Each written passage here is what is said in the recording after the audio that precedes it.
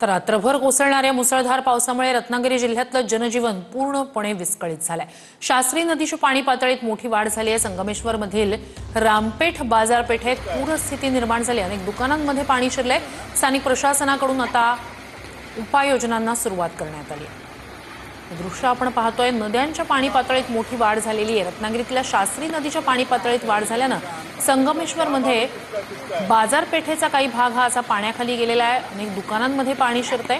आता त्या ठिकाणी उपाययोजनांना सुरुवात झाली आहे। तर दक्षिण रत्नागिरीला मुसळधार पावसानं झोडपलंय। लांजा पाठोपाठ राजापूरमध्ये सुद्धा जोरदार पाऊस होतोय। राजापूर शहरातील जवाहर चौकात अर्जुना नदीचं पाणी शिरलंय।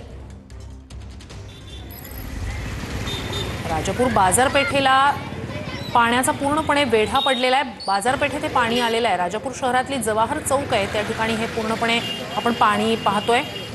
जोरदार पावसामुळे जवाहर चौकात पाणीच पाणी झालेलं आहे।